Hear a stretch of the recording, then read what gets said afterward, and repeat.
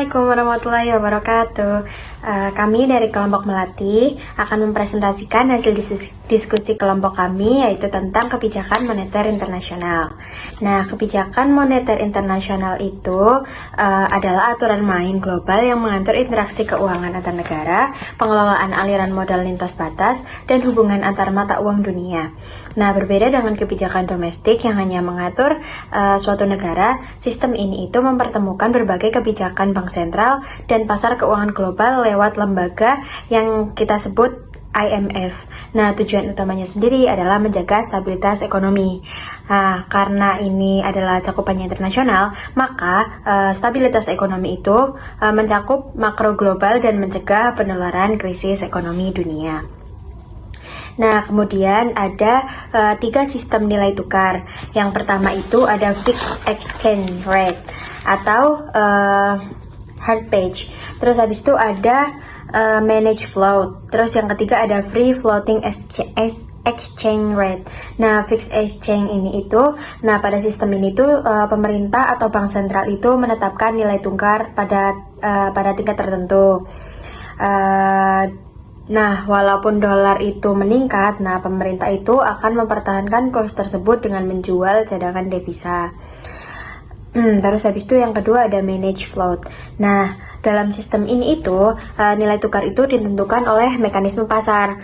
Nah, tetapi bank sentral tetap dapat melakukan intervensi apabila terjadi gejolak yang berlebihan.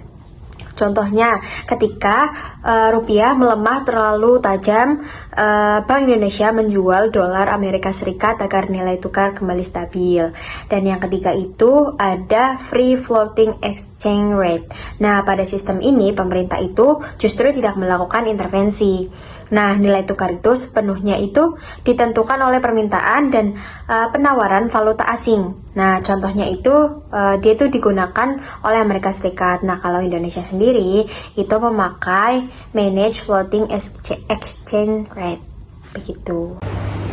Kemudian ada teori trilema moneter atau The Impossible Trinity, yaitu sebuah negara tidak dapat mencapai 3 tujuan kebijakan moneter secara bersamaan.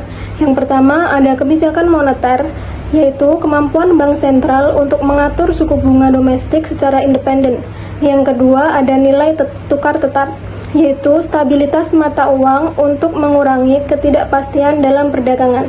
Dan yang ketiga ada arus modal bebas, yaitu mobilitas modal internasional tanpa penghambatan regulasi.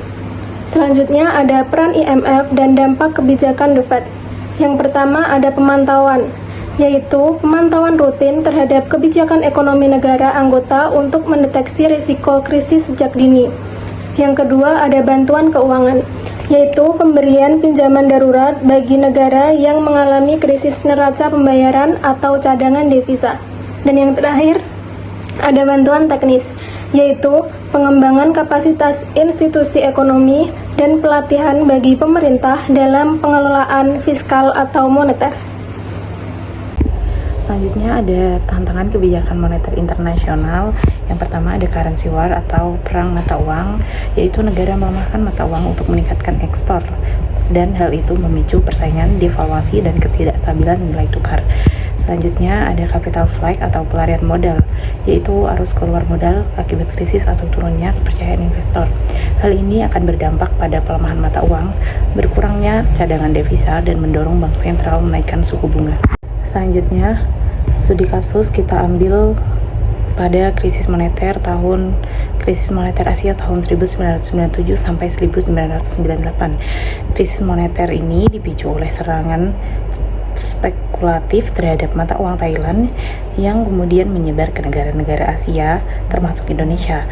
Krisis ini diperparah oleh tingginya utang luar negeri dan terjadinya capital flight sehingga nilai tukar rupiah melemah tajam, inflasi meningkat, serta banyak perusahaan dan bank mengalami kebangkrutan. Nah, sebagai respon, Bank Indonesia menaikkan suku bunga, melakukan intervensi di pasar valuta asing, dan bersama pemerintah bekerja sama dengan International Monetary Fund untuk menstabilkan perekonomian serta mereformasi sektor perbankan. Sekian pemaparan dari kelompok kami. Apabila ada salah kata, kami mohon maaf. Wassalamualaikum warahmatullahi wabarakatuh.